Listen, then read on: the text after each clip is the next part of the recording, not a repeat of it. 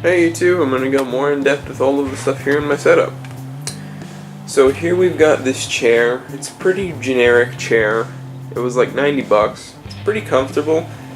The only problem with it is its symmetry isn't exactly perfect. You can see it looks kind of like it's leaning a little bit at the top, but then at the bottom it's straight. The foam was kind of stuffed in there in a weird way, but nonetheless, for 90 bucks, it's still a pretty good chair. It's really comfortable. And I love it. I wouldn't necessarily deny a better chair, though, to be honest. Sorry, I'm a little plugged up. Here we have my keyboard. This is the E-Element RGB keyboard. I actually did a review of this keyboard. I will link it down in the description so you guys can check it out. And in the link of that video's description, the links in that video's description also lead to the best deals for this keyboard on Amazon. And it is a spectacular keyboard. I love it. Nice black brushed aluminum, and I got the colors to match my setup. Black and red mostly, with a little bit of yellow, you know. Black brushed aluminum with red and a little bit of yellow. Keyboard matches perfectly. They do have a white variant of this keyboard with silver brushed in aluminum, kind of like a silver look, and then the keycaps are all white. And then here we've got my computer. Its name is G3, and I got some Corsair fans in there. That's an AF140. That one way in the back there is an SP120, and then down here in the drive bay there's another AF120. So yeah, cooling on this computer is a stroke of genius, I tell ya. The front of it is all mesh, as you can see. And there's a fan that pulls in air. And you'll notice that I pulled the acrylic panels off of the side, mainly because this was a cheaper case, and they were mounted on the outside and looked kind of cheesy and stupid. But I planned on taking them off originally for better cooling, because this temperature right here, guys, is actually the temperature of my VRMs. Yeah, that's spectacular. I've got a probe from this thing running into the drive bay, and then it comes out like around there somewhere. Actually, you can see it. And I've got it mounted right under the VRM heatsink. So, yeah, that works pretty well. Keeps the computer nice and cool. One of the reasons the VRM stays so cool is because the CPU doesn't get hot either. This NZXT fan controller, which is really cool. You can set different temps, like I have an alarm set so that if this gets above 45 it'll beep, and it's only beeped once, and that was in the middle of August. You know, when it gets really hot up here. Like, it gets 90 degrees up here sometimes, guys, and everything stays pretty nice and cool. So yeah, that's cool. Okay, there it goes. So yeah, and you can also check the speed of the other fans. I've only got 3 fans, so yeah. Some of them don't register since I only have 3. Really cool. You can also push that button, and it's supposed to. Yeah. It's supposed to make it so it doesn't make any noise, which is neat. And you push the button again and the noises come back. I've never figured out what this R thing does up here in the corner. So, anyways, let's go into the specs of this machine.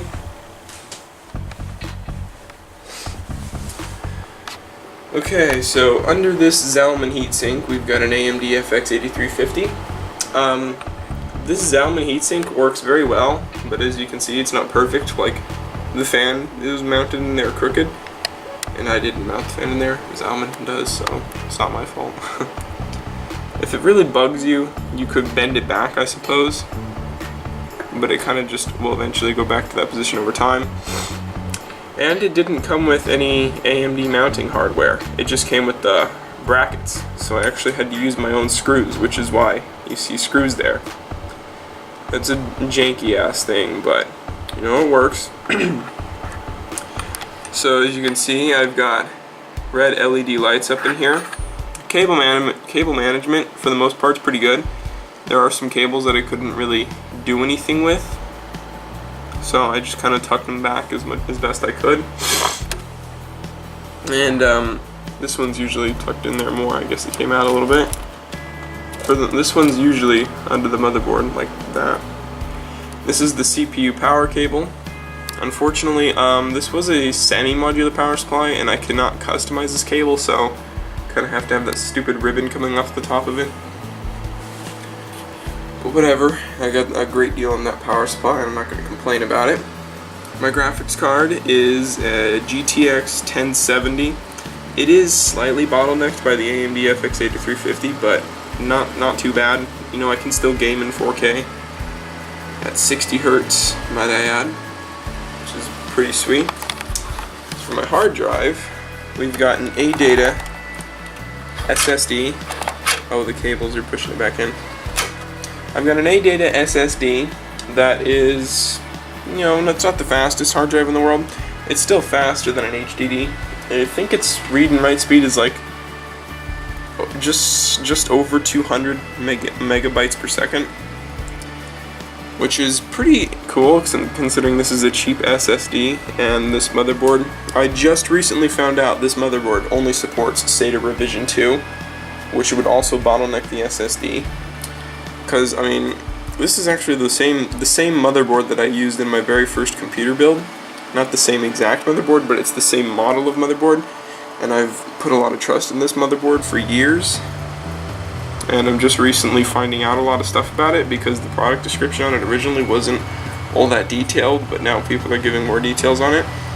So I'm a little disappointed with the motherboard, but it's still a pretty decent board. I've got Viper DDR3 RAM at 1600 megahertz. Go around the back here. Is my power supply. I've got an EVGA Supernova power supply, 750 watts. That is super overkill. I don't need anywhere near that amount, but I got a great deal on this power supply, and I figured, well, if it's never going to get up to that, then the fans are never going to rev up and it'll never make any noise. So yeah, it's a great power supply. Plus I have like expansion for days. I mean, I don't ever have to worry about this thing overpowering that, so I could put in lights and all kinds of hard drives, and fuck, I could even put in a dual CPU motherboard if I wanted to. Only in this case wouldn't support that. Anyways, so yeah, here's another Corsair fan. Now you guys will notice that the fans are not nearly as loud as they were in the original video, since I got them on a controller, and it's a lot cooler in here now. So they do make a bit of racket, but it's not really all that noticeable. If you look down in here, you'll see another one in there that actually blows up at the bottom of the motherboard, which is one of the things that helps keep the VRM so cool, because there's ventilation through here, through these bottom slots on the other side of the board. Fantastic. So yeah, here's a sticker from a Polk speaker. So let's go around to the other side.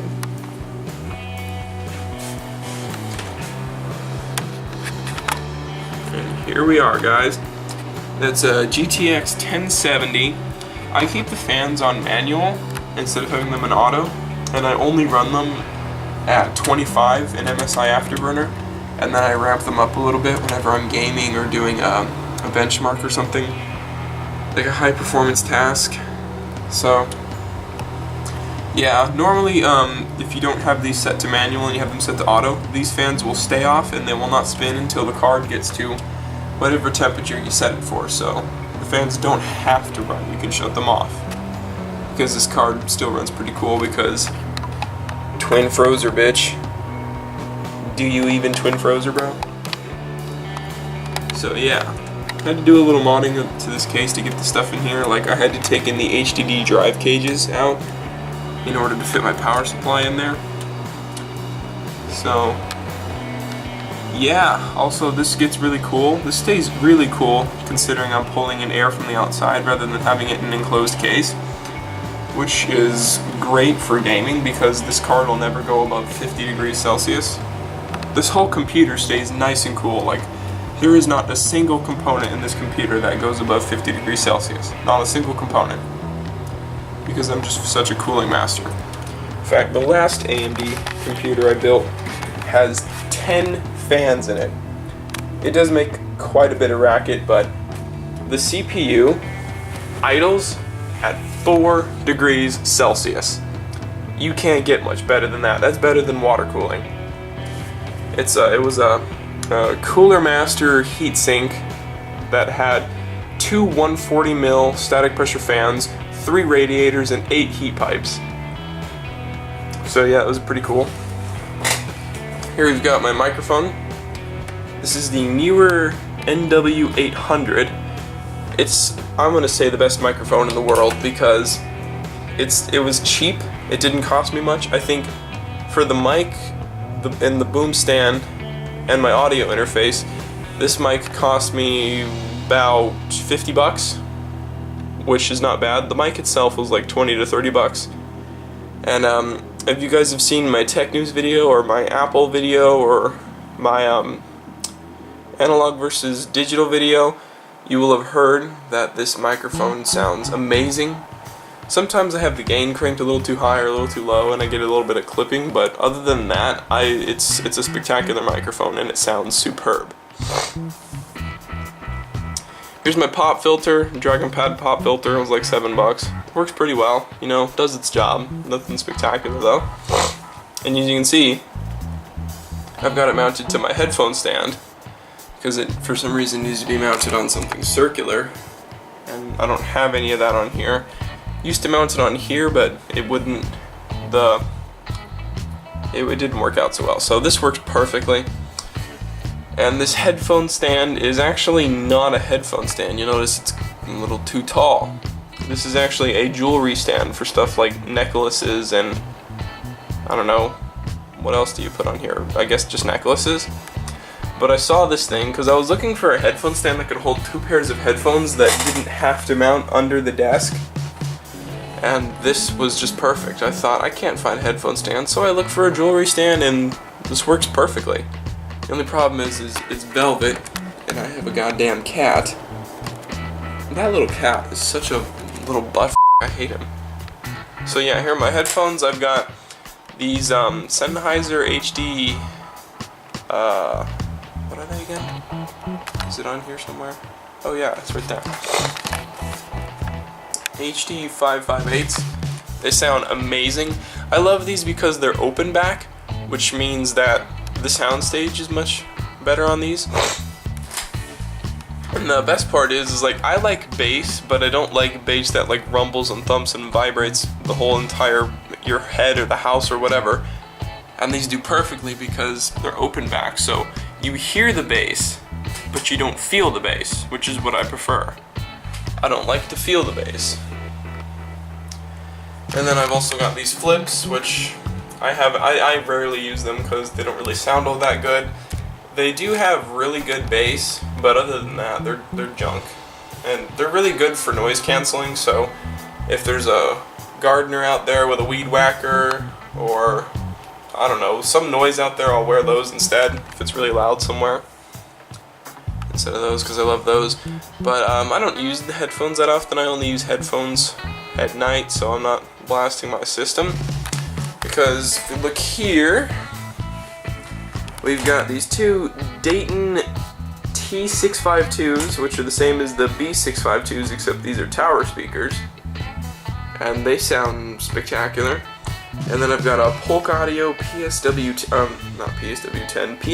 108 subwoofer, which is the older model of the PSW10, but still cool.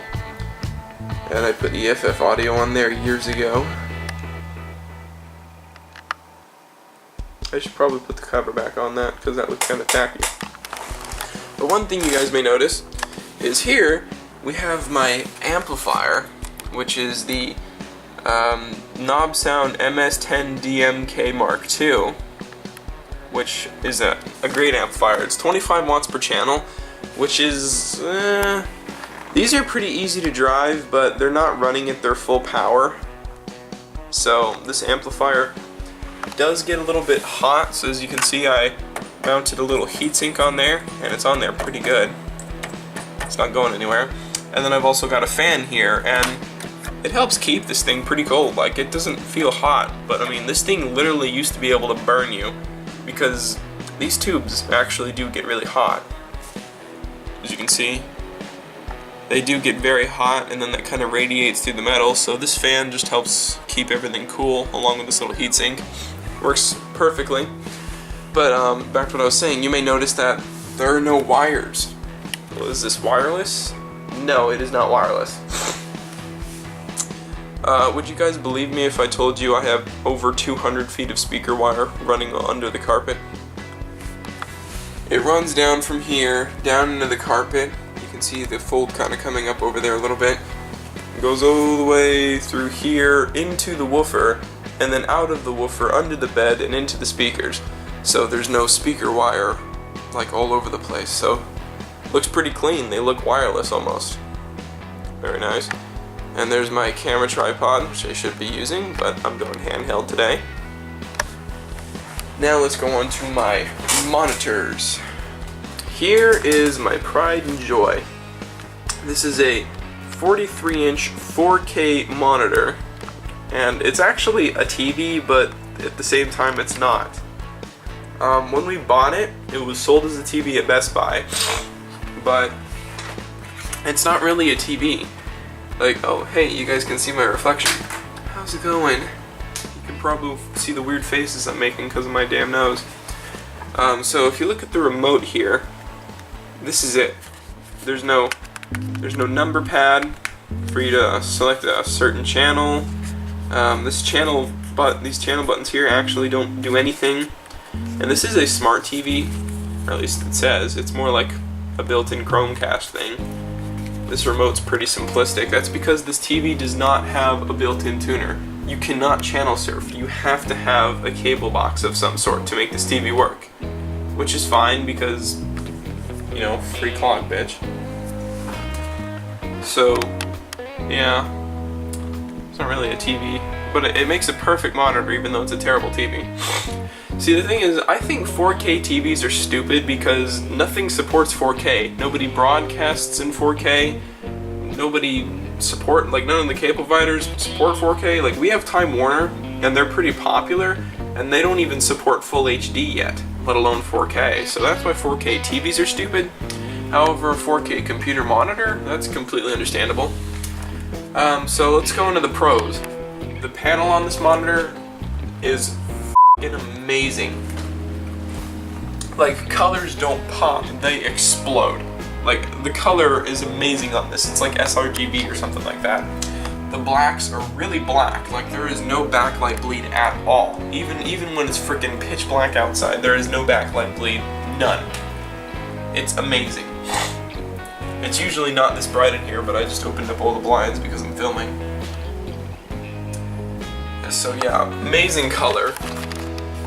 One of the problems is if you go to the remote and select picture mode, you cannot customize the brightness of the contrast or whatever. You can only use these presets here.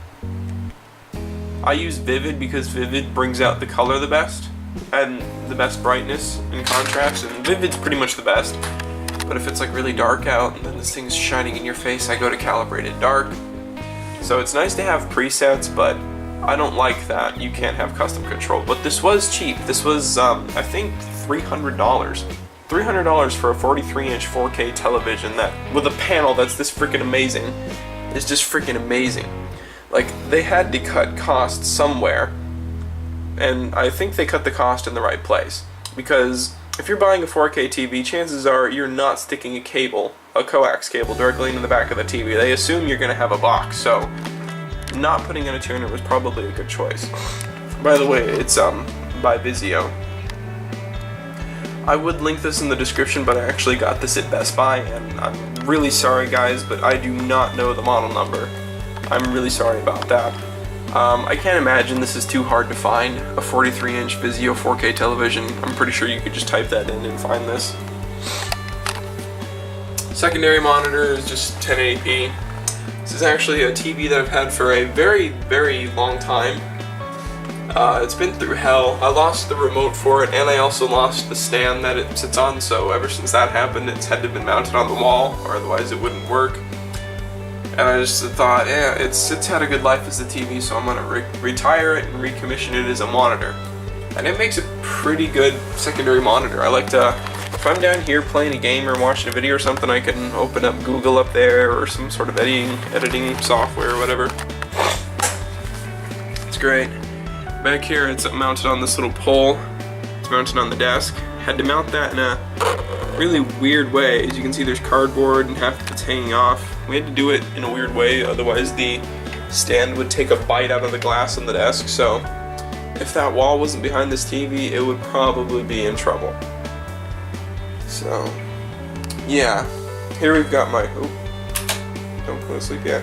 Here we've got my third monitor, which I don't use as a third monitor. It's just a monitor that I use to monitor my system. Like, well, I haven't even opened up my monitoring applications yet. Where's my cursor? There it is. We're gonna open up MSI Afterburner. There, see, there's one. I use MSI Afterburner for monitoring temps. That's pretty much it. Like monitoring my GPU temperature, which is currently 33 degrees. It's really annoying how they keep flashing like that. Then I scroll the way down and see my CPU temperature right now. God, that's my CPU temperature right now. Like I said, guys, this CPU is pretty cold. I got the best thermal paste in the world, and I also got a really good CPU cooler, and I've also got great ventilation.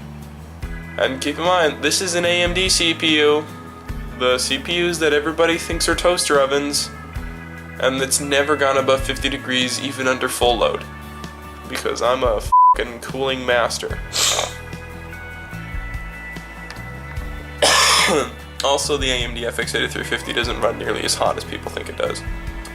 So yeah, that's how I monitor temps, and then I can also open up Task Manager right here, and okay, let me look over a second. Performance, there we go.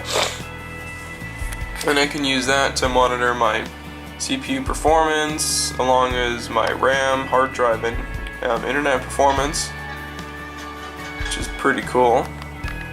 So yeah, that's what I use that monitor for. Down here we've got my UPS, and about a week ago or so, this thing really saved my bacon. We had a short power out. It only lasted like a minute, and I was downstairs doing something. And then I thought, oh my god, all my stuff was still on upstairs. And I knew this thing would be powering it, but I had no idea how long the power outage would be. So I came up here, getting ready to shut everything down, and then the power came back on. So this thing really helps. I recommend getting a UPS if you don't have one, because, like I said, guys, this thing really saved my bacon. Here, look at my cable management. Oh, random HDMI cable. I can probably get rid of that because I don't think it's hooked to anything. As a matter of fact, I know it's not hooked to anything, so I'll just get rid of that. So cable management's pretty decent, you know, not the best cable management in the world, but it keeps all the cables out of my way, which is all it really needs to do. I got a pretty generic Red Dragon mouse. This monitor riser was just like a little shelf I got on Amazon for, I think, 20 bucks. It can support up to 40 pounds, which is good, but it's not made of high quality material, so look at that. Clearance is perfect. Here we've got my MacBook. This is a oh wow. These cracks here really show on camera, don't they? Yeah, unfortunately these plastic MacBooks were notorious for the palm rests cracking. Very unfortunate, but yeah, this computer is 10 years old and it still runs everything. I put Mozilla Firefox on here and I can run YouTube or whatever. I suppose you could run Facebook. I don't know, I don't use Facebook. So, yeah, I'll get it open for you guys. Can't do it with one hand, sorry.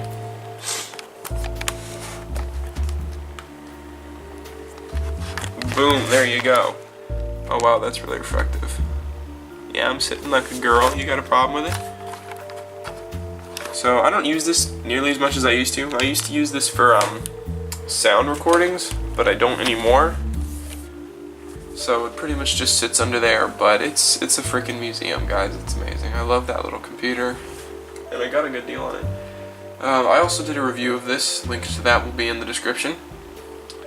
So, yeah, guys. Oh, Jesus. So, yeah, guys, that's my setup. Oh, here's my keyboard and my guitars and this thing, which looks cool.